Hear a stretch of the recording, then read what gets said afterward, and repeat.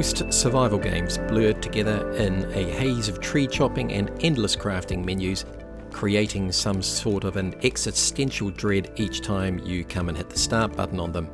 But Aska, well, it is a gem. It isn't a flawless diamond, more like a slightly cracked opal you may find in a Norse-themed flea market. Still, it's been a long time since I've rushed home from work to log into a game and pretend I'm a competent Viking village manager, and the reasons why deserve some explanation. Am I good at Aska? Well, absolutely not, but I've sunk 70 hours into it, which means I'm either dedicated or in some type of denial. So let me quickly walk you through what this game is, what it tries to be, and how I stumbled my way into something resembling success. Aska is based on Norse mythology and is a shortened word for Yggdrasil, the Tree of Life, also known as the World Connector, connecting the 9 realms, including Asgard, where all the gods reside, Midgard for the humans, and Hell, which of course is filled with the dead avatars, whose puppet masters didn't watch a video like this before playing.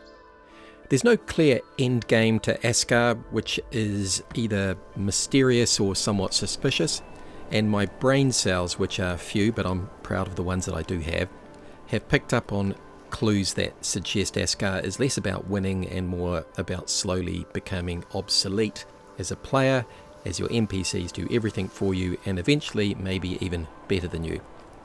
I think the end state may be just to grow fat and sit lazily on your throne, watching your village function well with only kingly rulings being made occasionally by you, but to get there is going to require some work.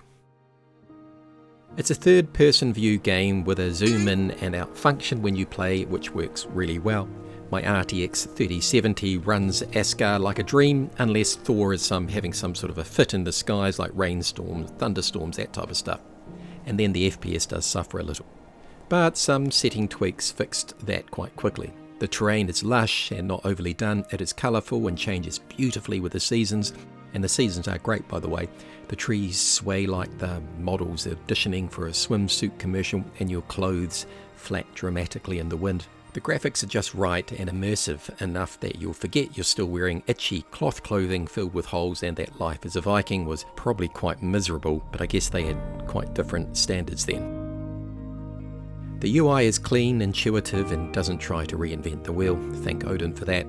Hotbars make sense, the HUD is minimal with cold, food, water, health and stamina, the standard stuff, which you can turn it all off with Shift F2 as a hint, for those cinematic screenshots that scream of our woeful insecurities. Beyond the front screen, when you hit tab, you get a summary screen of the settlement issues. You also find a solid tutorial, which is actually very useful and not in the face like a lot of games. There is also a journal which shows the various things you've unlocked. Don't forget to look at this, it has useful info. You can also try to earn God's favour by carrying out certain tasks. Then there is a focused settlement tab beside a resources tab which shows everything you've got, and this can be quite useful to glance at to make sure you have enough of a certain supply without going to each gathering hut and looking at its inventory. They're not breaking new ground here with the UI, but the standard formula is really well implemented and easy to understand. NPCs are the backbone of Aska. Without them, you're just a lonely Viking with a wood and stone addiction, and it took me a while to realise my job was less heroic warrior and more middle manager with a shield and a sword.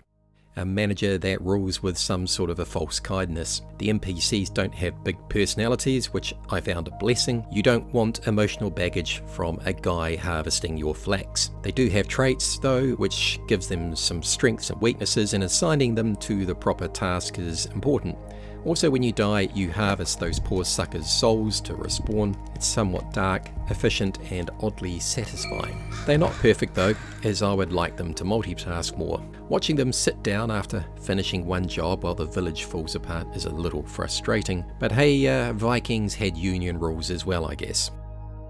You gather wood, stone, meat, fibre, and eventually metal. It's all very survival game standard, but Aska makes it feel detailed and important. They've made the core survival components like tree chopping oddly satisfying, bit like therapy but with axes. You place flags around the countryside to guide your NPCs to the various resources. Without them, they'll stand around like confused slave monks captured from England, but once set up properly, they'll do most of the resource gathering while you supervise and pretend that you are contributing.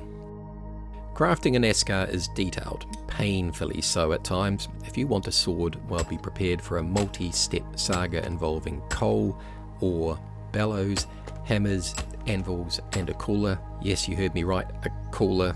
And then of course you've got to go back to another crafting bench to finish it all off. It's like forging something like Excalibur every time you want a simple butter knife. But the detail is also a joy to behold. I mean, when making some wood components, you even have to straddle the wood and manually carve it. It is genius, I think. NPCs can help, but even they seem mildly annoyed by the process. It's well designed, but could use a quality of life past the crafting here. I feel it just takes too long at times and may put people off. Right now it feels like the developers asked how many steps is too many to craft something, and then they doubled it. But they made it beautiful at the same time to hide the fact that you are really simply grinding the shit out of things. You unlock buildings, place blueprints, level the ground and throw resources at it until something vaguely Norse appears. NPCs help if they're in a good mood. Well, in fact, they'll help all the time if you assign them as a builder, and they all will pitch in. The buildings look great, but you'll need a ridiculous amount of space. Plan ahead or end up with a village layout that will be inefficient and you'll be wandering all over the place as it resembles some drunken game of Tetris.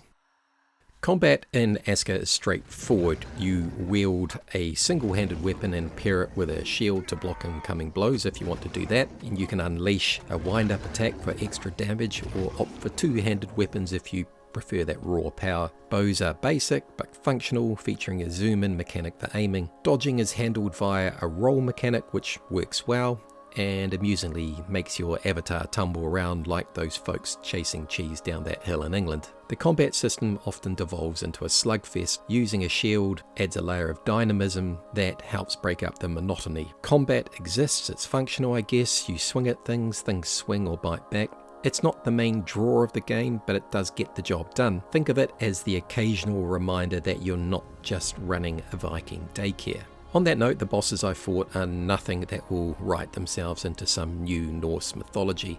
They are tough and require planning to overcome. I learnt the hard way that metal weapons and decent armor is a necessity, and it does take quite a while to earn those. Taking on the early bosses too early, ironically, will cost you the souls of many of your villagers as you respawn. Aska is challenging, very rewarding and occasionally maddening. It's colony management wrapped up in Norse mythology with a crafting system that, if not efficiently managed with NPCs, could double as a part-time job. Multiplayer is solid and maybe where the real joy may come in, but single player is where you're going to truly learn to hone your Viking homemaking skills. It's not perfect, but it is certainly compelling. It is very immersive and I loved coming back to it each day for the next challenge. I found myself several times restarting my game as I learnt that how I had set things up or where I had built turned out to not be ideal. So having to restart a game due to this could be seen as a problem, but was it? No, it wasn't, not at all, because I really enjoyed the creation and building side of the game. The establishing of your village, that was where the fun was, and that is more than fine.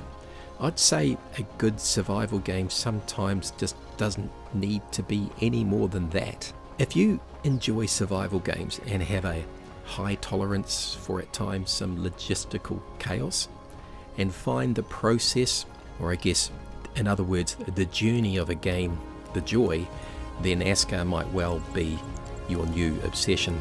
And rightfully so. It is a gem and I absolutely loved it. Thanks for watching. See you in the next chapter.